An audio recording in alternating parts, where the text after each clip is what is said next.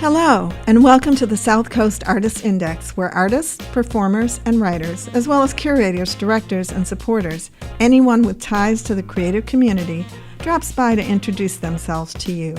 We'll talk about their beginnings, their vision, their passion, and so much more.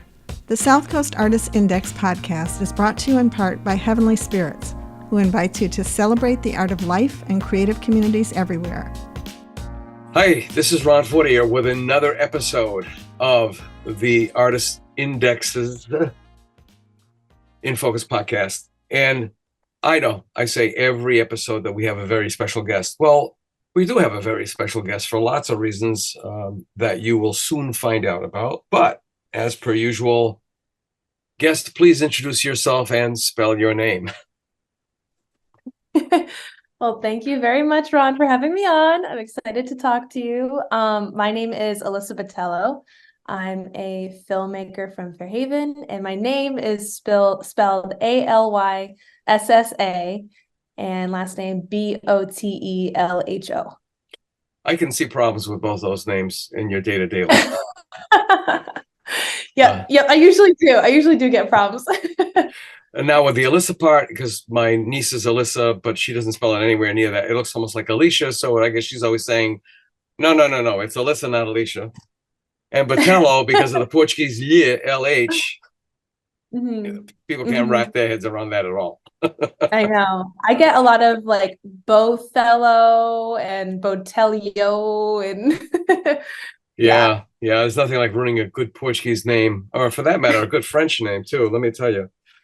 Tell us a little bit about yourself. Give us some background. I mean, since we're both Fairhavenites, tell us all about it, homie. Yeah. So, I born and raised in Fairhaven. I went to Fairhaven High School. That's where I took media production classes there my freshman year. Went all the way through. My first mentor was Drew Furtado, who has actually recently just moved on from Fairhaven High School. He works for the Whaling Museum now, and he's the head of the media and marketing. But yeah, that's really where I learned how to just make videos. And then from there, short films. I really fell in love with the creative narrative filmmaking. Even though Drew taught a variety of topics in media production, from news journalism to like video essays and all these different kinds of video production. I really liked narrative filmmaking. And so I went to the University of Rhode Island. I double majored in film media and business management because I was starting to learn that as much fun as it is, filmmaking is really a business. And to continue doing it and to eventually support myself, I have to get that business knowledge in there too. So I graduated in 2021 with my degrees in the business school and in the film school. I made some fun films there. My proudest one is called To Dust I'll Return. That was my capstone project, set in the 1700s-ish Salem. So as you can imagine, crucible energy atmosphere. And yeah, that's where I also really learned that historical filmmaking is my passion, and that's what I really want to do. That's excellent. I've always been a student of history. I was in theater for a while, not as an actor, as a tech. I was a stage designer, set designer for the opera, of all things. Oh my God. Yeah, so it's, it once you're bitten by it, it's the only reason why I was hired to be offered. Well, actually, it was almost a hiring. It was like, hey, you want to be the new set designer for the Boston Ballet? Oh my gosh. Yeah. But at that time, we were with child and 50 weeks on the road. Very difficult thing to do. And my daughter, every time the nutcracker rolls around, the scariest part was I had to redo the nutcracker. That's like, let's remodel the White House or something, redo the Statue of Liberty. It's, what the hell, right? It's getting a little old. Oh my gosh. Yeah. No pressure. And, the other thing too, is that you just sort of reminded me, I'm blanking out on other people, but I know Fairhaven has its share of filmmakers. Can you name a couple? I'll give you one. John Methia. I worked with him and for him. He's a 10 plus Emmy award winning television producer. We worked on a documentary for the State Department. It was called the Fairhaven Project, with under the auspices of Eric DeWicki, who was working for the State Department at American University. And but I'm blanking out. I know there's at least two more. Can you name a couple more? There are so many people from our area, and I swear I meet like two more every day. Well, Ethan Diaguiar is from New Bedford. Yeah, Ethan Diaguiar. Right. I'm close with him now, and Right. I'm helping him with the New Bedford Film Festival, which is super exciting. But that's a whole topic of its own. But Right. yeah, Ethan's great. Adam Katz. I don't know if you're connected. Yes. Great. I mean, he's a man of many talents. Oh my gosh. Yeah. Yeah. So I guess we should spread it out. There's Dawn Burton. Yes. There's is there another Furtado that's a videographer? Beside Drew? Sure. I'm sure there is. Yeah, I'm like blanking right now, but yeah, I know it always happens when the lights go I on. know. Yeah, there are so many. There are so many people creating work here too, and there seems to be like a wave too of the younger generation too. Like, I don't know if you know who Ryan Nunes is, and Yes, I've heard of him too. Yeah. Charlie Fernandez, he's amazing. He's in high school. I was fortunate enough that when I was at Fairhaven High School, we had a great group of kids: Bethany Fernandez, Eric Saw, Nick Doyle, all people that I've worked with, and they were winning Emmys in high school. I never did. I always had a chip in my shoulder until I won two for To Dust Shall Return in college. So I'm the first and only college student from Fairhaven High to win Emmys for that. But that's great. Yeah, it's like that like friendly kind of competition. Well, it's a business almost like food service. You can't burn any bridges. You can't, Right. Because you're always going to end up either A, crawling back, or B, presented with an opportunity that you really have to say, So it is a very, very interesting business. My wife's cousin, Vincent, Brian Vincent Rhodes, just finished. He does animated shorts. He just put out Pacemaker, so check it out. It's on YouTube. And he also laid out. They cloned Tyrone, and I think his first one was. I could be wrong. Love at First Bite. It's about his MFA thesis. It was an animated short about a mosquito. And how love ensues from a mosquito bite. It's very, very creative. And 20th Century Fox bought the rights out, set them up in Waterford, Connecticut, which was the sound stage and production facility built specifically for The Hunt for Red October. Oh, wow. And then they shipped them out to Los Angeles. It's a really weird business. Once you're in. Yeah. You really gotta be stupid to get out. Right? It's a weird business. It's really, when the different ways that people get in too, it's so competitive, it can be so cutthroat, but it's strange. And there's a lot of people involved. I used to tell my marketing students, or actually ask them, what do you call those words that float by at the beginning of a movie and at the end of the movie? And they're like, oh, those are the credits. No, they're not. Huh? No, that's payroll. Every one of those people gets a check, right? So that's why it's so expensive, right? Let's go with the history, and tell me about Salem, because I think there's seven people accused for a witch in my wife's family. One of them was Sarah Cloyes from Seven Sovereigns for Sarah, Sister Sister Sarah, Seven Sovereigns for Sarah. Yeah, interesting family on that side, totally. But Salem is a bottomless well of historical possibilities, right? For Yeah, for filmography and videography. yeah, it is. Absolutely. So when I was in high school, I think freshman year, earlier on, I acted in The Crucible, and the Fairhaven High School theater department does an amazing job, and they really take it seriously. So we took a field trip as our theater group. We took a field trip to Salem to do our research and get into character and all that, and get into the atmosphere. And it just blew my mind, like just the atmosphere there, and like learning the real history of these women. And it took, this after school activity that I love to be on stage, and it's so fun, and it just really transformed it into something more meaningful and real. And I just felt connected to those women and the time period.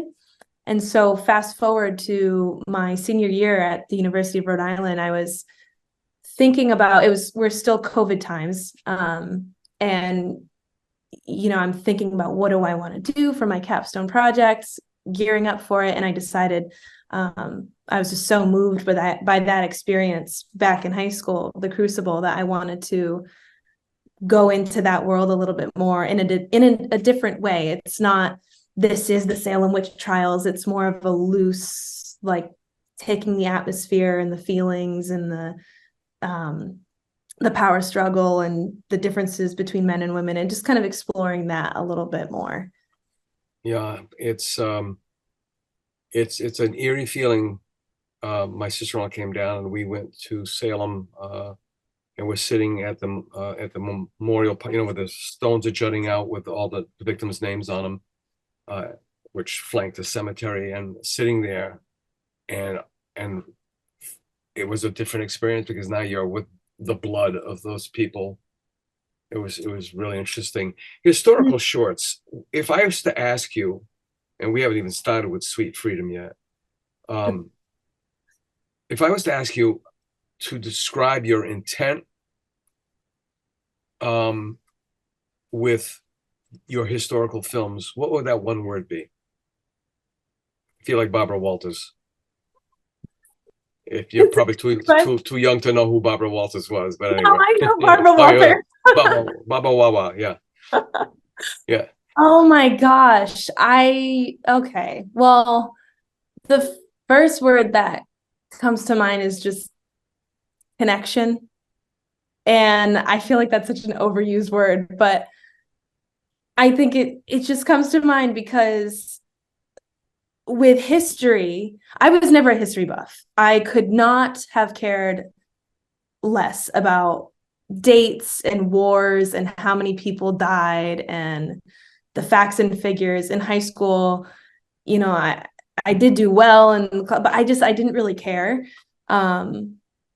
until I started to look at history through the lens of film and looking at these people as real people. And like you were just saying, with you have people that are right there in front of you who are descendants and connected. So it's like we really are so much more connected to history than you really would think just reading it on a page. That's absolutely true. Yeah, it is absolutely true. My cousin alerted me back, I think it was mid to late 80s, or could have been early 90s, that there was a documentary on Canadian broadcast television called L'Origine, or The Origins. And the 40ers were one of 12 families featured. So this was back, in the ancient days. So he sent me a VHS tape. And obviously, I watched it, and they did a reenactment, and the progenitor, the first two that came over in 1649 was Noël Le Forestier, Z Fortier, which means they changed their name, which a lot of the Canadians, the French did when they came to the New France, as they called it, and his son Antoine. His son Antoine was a very successful person. I got his deed, where he lives on the Ile d'Orléans in the island in Quebec. And I knew that that he died by accident. He drowned in the St. Lawrence River, but I didn't know how. And they did a reenactment. And I don't know, a couple of things happened. One of them was he yelled at his sons a lot. And I told my brother, well, now we know where Dad got it from. It's come all the way down to family, right?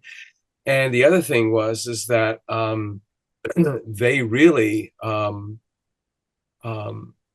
it was more of an emotional reenactment than it was a visual reenactment. Because, sometimes they got the costumes and he's like, yeah, that's nicely pressed, But this was rough and tumble, and it was pretty cool. My backstory to the Polly and Nathan Johnson house was back in 77, 78 when I was working for the Office of Historic Preservation. It's defunct. It was the mayor's office of historic preservation with Tony Souza, who was like an icon already back in those days. And Mrs. Haney, who was the first woman manager of the New Bedford Steamship Authority, owned the house. She lived there alone with her, I think, 3 cats. All 3 of them weighed probably 100 pounds together. They were massive cats. I keep telling Lee Blake, I know where we buried one for her. It was kind of sad. It was a downpour day. We're holding. It was like the painting, the funeral at Ornon, where everyone's standing there in the rain as the corpse is being loaded into the grave. But she told me about Frederick Douglass, and it was like, get out of here. And then she told me about Polly and Nathan Johnson and how much of an anomaly they were for those days. And all of a sudden, I started to see this entire city in a completely different way. I tell people who are interested in Black or African American history, we were the second most abolitionist city in the United States, second only to Philadelphia. Mm. So, with all that in mind, how did you get interested in telling this story, and what is the story? Yeah, I learned of the story last year. I was just interested to learn more about the historical figures in our area because we live in such a cool area. Like there's so many people who throughout history who've done incredible things. And I had come back. I was traveling with a producer before that. Went to New Mexico. Did some just assisting work. And when I came back here, I was just really hungry to get back into the South Coast and just learn more and possibly make something if something clicked with me. And, I was reading about the usual suspects, like Herman Melville and a lot of white men. And yeah, when I came across Polly at the very end of this site that I was looking at, I was just so intrigued by who she was and what she was able to accomplish, being an Afro-Indigenous woman in the 1800s. And also just shocked that she's not a household name. So that's when I just wanted to learn everything that I could about her. Went over to the New Bedford Historical Society. They were great. They gave me a bunch of pamphlets of information. I asked a bunch of questions. And then at the same time, learned of New Bedford Creative and the grants that they were offering. So put together a proposal for a short film, which I was a little bit nervous about. Like, I didn't really think that would go through because it's art is everywhere is the name of the grant. So it's about all different kinds of art, which is so awesome. And I feel like not a whole lot of people are putting together narrative films. It's usually like documentaries or, nonfiction, but put it together and they were so gracious enough and supportive enough to give a grant, and then that's when Sweet Freedom was kind of off and running. Yeah, I mean, she wasn't, regardless of her non-Caucasian background, she was a phenomenal woman, plain and simple. She held the fort while Nathan, as with many men from this from New Bedford, took off with gold fever to the gold fields in California. And then the really interesting part is that he got involved in a scandal, or so he was accused in this scandal. And when I was working for the Office of Historic Preservation, I came across this cache of letters from a man in Savannah Isle, Georgia. He was a planter, and he had shipped his quote unquote wife, black wife, one of his slaves, and their children north through a system of the abolitionist system. I found the notes, they're like spy notes, standing behind the column at the custom house. See bark arrive. Betsy and children on deck seem to be well, will correspond later, that kind of thing. And I was always intrigued by that whole thing. And Patrick's, and there's another part to the story as time has gone on, it's gotten a little, I don't want to say twisted, but maybe flattened out more. His goal was to get Betsy and his children anywhere under the British flag. This is 1841, 42, I think it is. British abolition was 1839. And I remember speaking with Lee Blake and saying, I've always wanted to be involved in a project about this thing, especially with half of my family being African American. And I always wondered what happened to Betsy. And she said, "Oh, I know perfectly well what happened. That's my great great grandmother." Yeah. What? Yeah. So, but it got tied in with Nathan and Polly Johnson, and then they were the hosts of any black personage who was anybody in African American history went through this town and went through the house. So it's like jaw dropping. It's absolutely jaw dropping. I know. They were, yeah, they were the city of New Bedford at that point, in my opinion. Like, yeah, what they did for so many people. They don't even have a number, right, of how many people. No, they were free men. Yeah. Abolitionists, business owners. I mean, it just goes on. It just absolutely goes on. So what's the synopsis of Sweet Freedom? Yes, so it actually takes looking into Betsy's life as well. Well, let me rewind. So it focuses on this one period in their life, 1839, and which is the year after Frederick Douglass arrived in town, right? Yes. So he does make an appearance. He's actually leaving the house. It starts with kind of a celebration. Him and his wife, starting their own journey now, and with their own place in the city, and leaving the Johnsons. And it is the conflict comes in where we learn that Betsy Gibson, who's living with the Johnsons, may not be as free as they thought she was, because she had been living with them for a few years. That man Patrick Gibson sent them up, and then when he dies, his business associate is sending letters to the house, pressuring them to send the Gibsons back down to the South, where they'll be reunited with family, and then resettled to Jamaica. So it's about that conflict of what do Nathan and Polly do, and they're talking about the right thing and talking with Betsy, and yeah, if she will go back down south or not.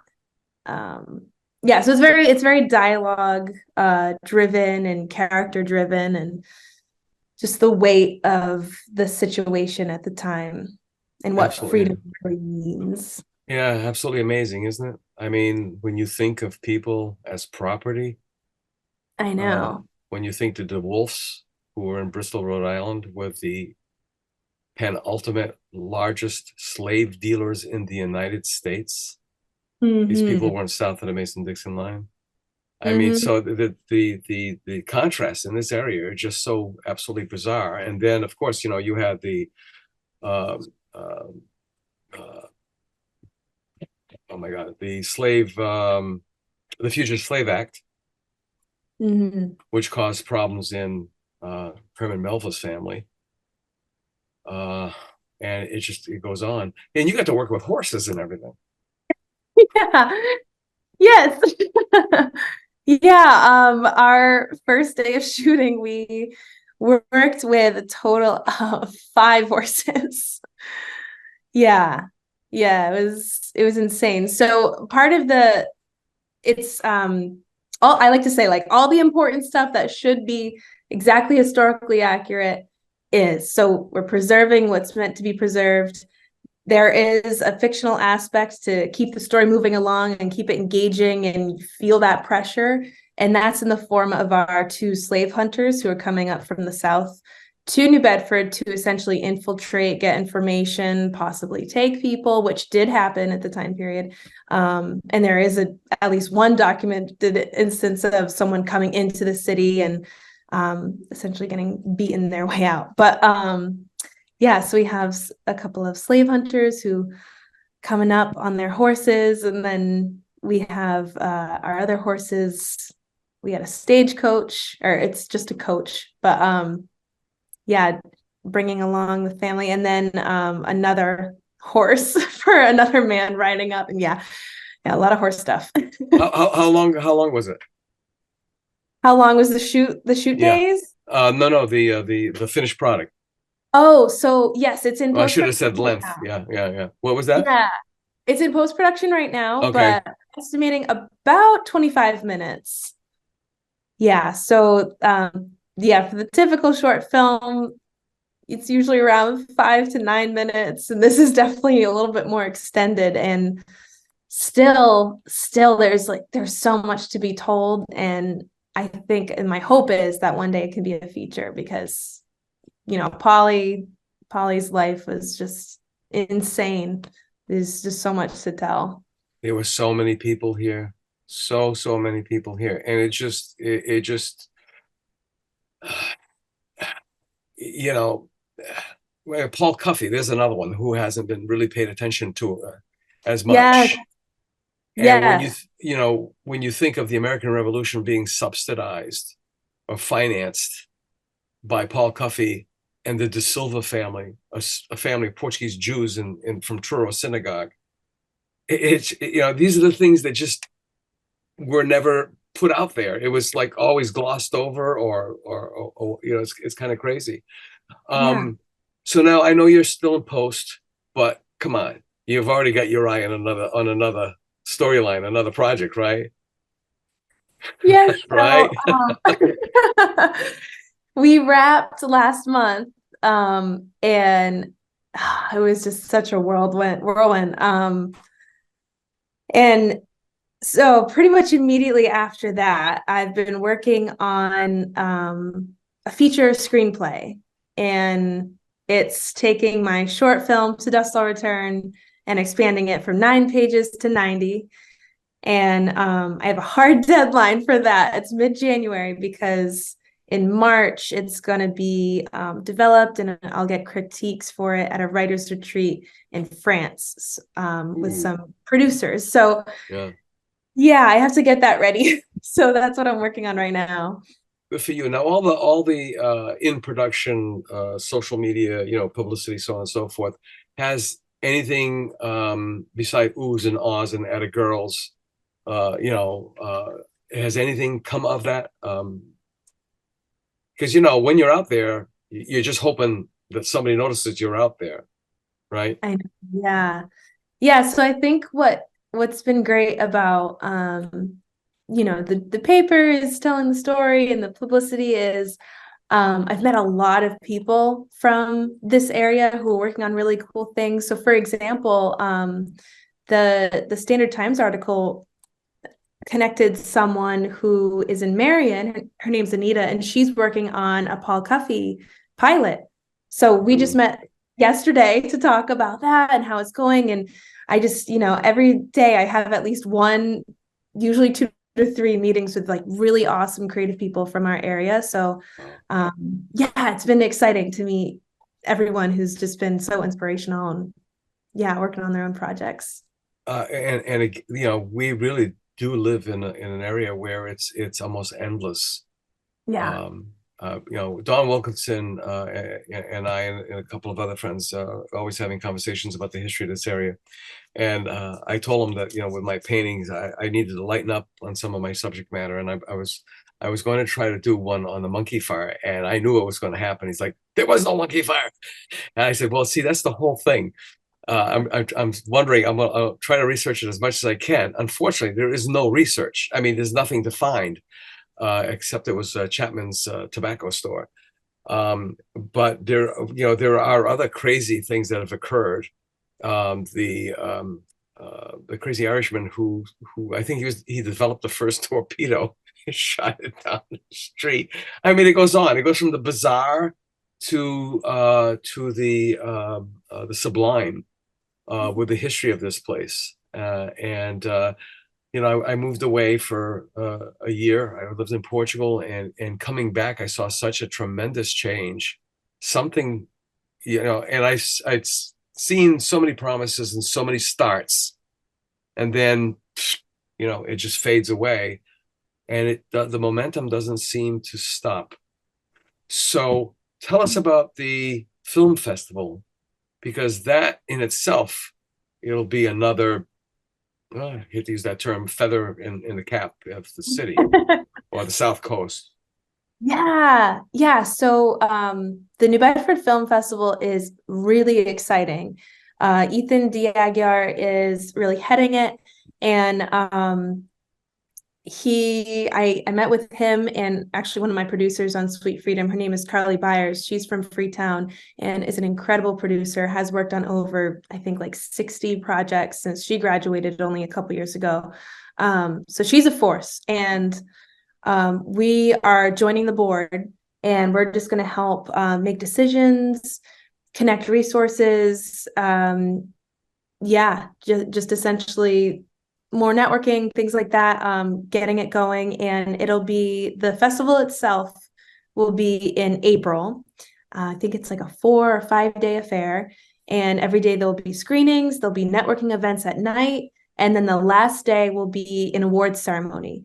And this will all be in New Bedford, of course, but really looking to tap into all of the creative communities around here, across Massachusetts, looking at New England, and really just want to look at all these different pockets all over the country. But right, really it could be a big annual, even biennial thing.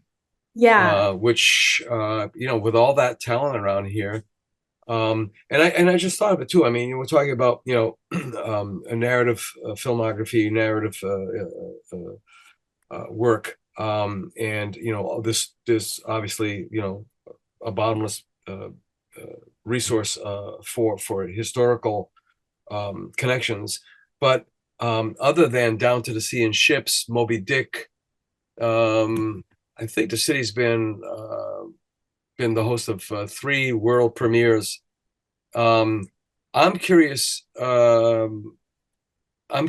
about, have you run across any historical documentation of other filmmakers from this area that far preceded you and your parents and grandparents? I haven't really. I just learned about what's it called, Down to the Sea and Ships. Yeah. Just learned of that from Chris Richard. And I had no idea. That's so cool. I only learned about that recently. And then this is not, he's, still very active, but Brian Helgeland, is that how you say his name? Hegland, yeah. A New Bedford Hegland. High graduate who went on Yes. big time, yeah. Yeah, I only last year I learned that, he's from this area, and yeah, one for Pasionada, was he part of Pasionada? LA Confidential, I know. Oh yeah, I mean, yeah, Yeah, that's way about bigger that. because yeah, that one made money, the other one didn't. Yeah, so it becomes a the filmography school or the the brotherhood sisterhood of filmographers Yeah, is yeah, a very small universe it is. full Yeah. of a lot of people, but very Yeah, small because it's like everybody knows everybody, right? it's so true. It's so Uh, true. I mean, I remember in theater, and I primarily focused on opera because that's who I worked for, and it was absolutely amazing. I mean, I worked for UMass. It was SMU, Southeastern Massachusetts University Opera Department, and as a result of that, I worked for Boris Goldovsky of the Metropolitan Opera in New York. And as a result of that, he connected me with Sarah Caldwell of Boston Opera, who connected me to Boston Ballet. So it's like, if you're good, people spread you out like butter. If you're bad, Uh, they avoid you like the plague. yeah, yeah, Right? Yeah. it's so true. Yeah. It's so true. Yeah, Um, it's very connected. It's very connected. And now I'm meeting all these people. It's like, oh, this person, and then this person, and it's just, yeah, that's how it yeah, we'll goes. have to have coffee someday because I mean, it's just wait. I mean, there's a lot of. It's not for me to just gush about backstories of family and connections and such, but because of those stories and connections and such, they could be valuable to you or you could be valuable to them. Yeah, I absolutely. mean, I went to Waterford. A friend of mine, Jake Kahn, he was half of Kahn and White. Leroy White and Jake Kahn were a singing duo, and they played all the clubs around here. They made a pretty good living, and then they would go to Captiva in Florida every winter. And Jake had a production company doing a lot of tracks, and he invited me. He had this opportunity after they shot Red October, which got an Academy Award for sound. And I went up to Waterford, and it was like, oh my God, look at all the toys they had. It was absolutely incredible. And so there's still some parts of the business that are like right under our noses that we don't even know about. I know, it's so true. It really Um, is. And the with the Bedford Film Festival too, part is of, that is sorry before I forget, is yeah. Sweet Freedom going? Where's that going to premiere? Yeah, Oh, so where when? Yeah, yeah, we'll do some screenings locally right. next year, probably around the fall, early fall-ish. And that'll be so exciting. And so we'll do that here, and then entering it into film festivals across the country, and trying to come up with a strategy and where we think we can get into. We're feeling good that we can get into some big ones, and yeah, just share it as much as possible. And then one of my goals too is I really want to show it with local high schools and colleges, because even though there is fictional aspects and it's entertaining, there is a lot of education and real information that I think will be valuable for the younger generation too. So Right. um Well, yeah. rather than fictional, it's not um,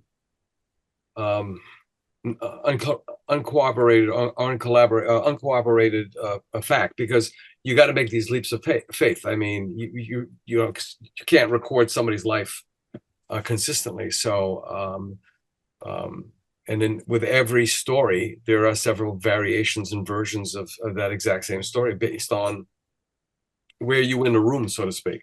Yeah. I had once somebody tell me it's like being at a wedding and you're on the groom's side of the reception hall. So you have one view of the wedding from that. But later on, when you have a chance to see the video of the photography from the bride's side of the room, you'd think it would be very similar. It's a different vibe altogether. Yeah. It's kind of Yeah. crazy, right? Kind of crazy. Yeah, it's so true. All right. So, one of the questions that painters always get is, so you make any money doing that? So this profession that you've chosen, you make any money doing that? I love the delivery. Yeah. Oh, Yeah. wow. Yeah.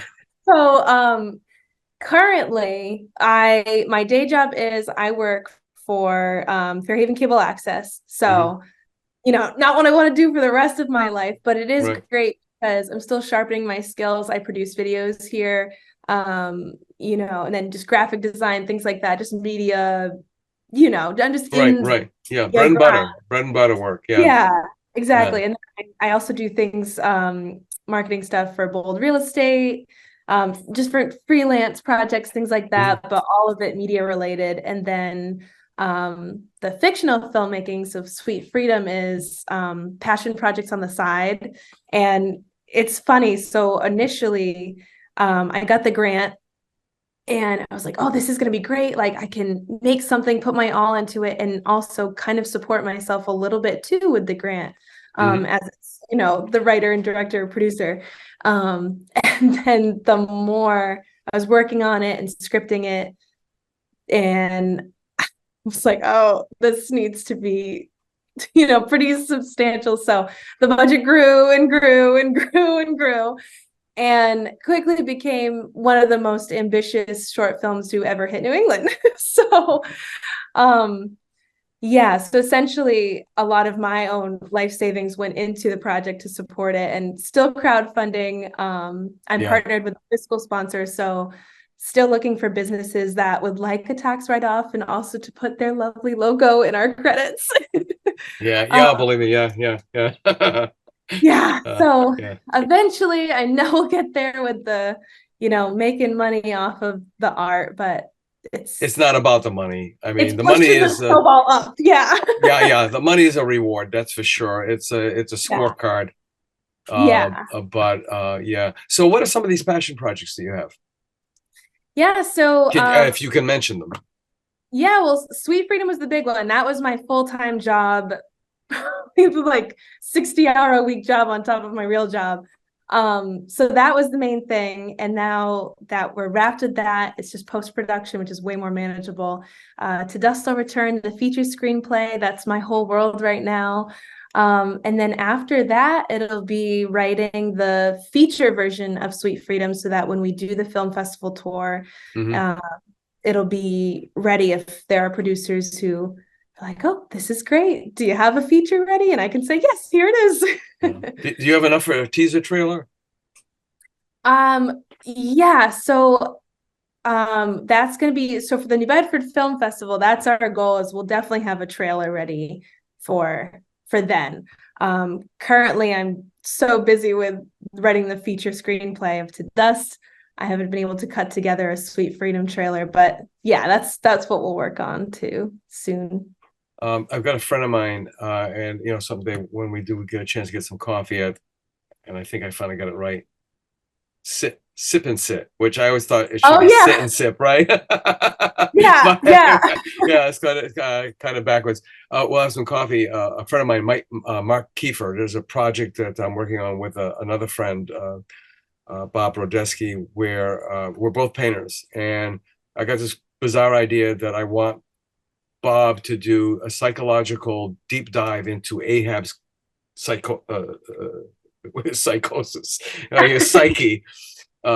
Both still correct. Do a deep dive into him, and I won't know what he's doing, and I will do one into Moby Dick, the whale, because he's a animal, not he's a mammal, okay, but he also has a personality of his own.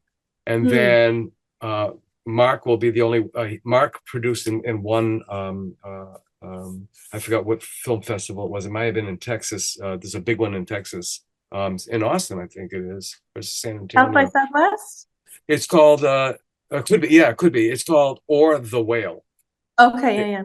Or it's a hilarious short about how Herman Melville goes to his publisher and pitches Moby Dick. And Okay. there's a sight gag in there. You have to watch it a couple of times, or maybe you'll get it right off, right? Because especially for continuity, but you'll see it, and it's funny as all heck. But there's so much content just in Moby Dick to be able to do that. But anyway, Mark is going to film Bob doing painting and me painting, and we will never see each other's work until we have a friend who's going to be a curator who's going to curate the show, and then when we walk in, we'll see our work for the first time. Each other's work for the first time, and just kind of a weird thing, because I mean that's one of the things about I like the most about film, because of Hitchcock, is that psychological deep dive into the character. Me too. Hitchcock was my favorite filmmaker growing up. I love him. So much so it's like, would you want to sit next to this person on the bus? So that kind of thing. Well, this has been lovely. I'm gonna start wrapping it up. And I can't wait to see it, and I can't wait to meet you for coffee. Yes. Because again, I'm somewhat of a history buff, and then an armchair genealogist, and a bunch of other things. And who knows, I might be able to feed your head on a couple of other projects, especially with my wife's family's connection to Salem, and there's one of them was put to death, and it was to use the term, warlock. He was in Connecticut. They hung him. Wow. Yeah. But there are so many stories that need to be told, and they don't need full feature length movies to do so. They're just enough to get people to push themselves back into their seat and go, what the hell? And then start to get involved and invested emotionally themselves, and do some research and that kind of thing. Any parting words before we wrap this up? Well, thank you so much. You're welcome. Talking with you. I'm so excited by all the talent that we have here, and there's so much to come too. When we wrapped Sweet Freedom, we had people from actors from Las Vegas and locally, and Toronto and New York, and crew from different parts of the country. One of my friends, Vinny DeSanti, who I should have mentioned, worked in LA for a long time, has created one of the most successful fan films, raised hundreds of thousands of dollars doing it. And he was like, actually, I think I'm gonna stay here for a little bit, because LA, the magic that was in LA, I think it's more here now. So yeah, it's kind of faded. I mean, it jumped up to Toronto, and then that kind of got wonky. But my wife does have a lot of friends and family that are out there in LA, and they're still making money. We went to go see Fences at the American Shakespeare Company out in Lenox this summer. Her friend, lifelong friend and classmate, Ella Joyce, who played the female lead on Rock, the situation comedy in the mid 80s to mid 90s, I think it was. He garnered oh my God, I could see his name, but I'm blanking out on it. He was a convict, the actor, the lead, the male lead, and in prison he started doing taking theater, and when he got out, he got discovered, and it all kind of fell into to place for him. So those kinds of little stories. My acting coach has a similar story. Yeah, really? Was in jail, for long, and then got out and just has done some great films, worked alongside like Chris Evans, and It's great. We have some awesome talent here. All right, I'm going to take us out. And then I'm going to stop recording and transcribing, obviously, and take a couple of minutes, and we'll be wrapped up. All right. Awesome. Well, folks, thank you for joining us once again, and thank you to our guest, Alyssa Botelho, filmmaker, videographer, and the drive behind one of the newest short films to come out of this area, Sweet Freedom. I'm sure you've already seen it in the news. So we're all looking forward to having it premiere, and well done. Well done. Thanks so much, Alyssa. Thank you, Ron. Thank you. You're welcome. Bye-bye. Bye. We'll see you next week for another episode of the South Coast Artist Index podcast. To learn more about the South Coast Artist Index, visit theartistindex.com. Find us on Facebook, Instagram, and YouTube.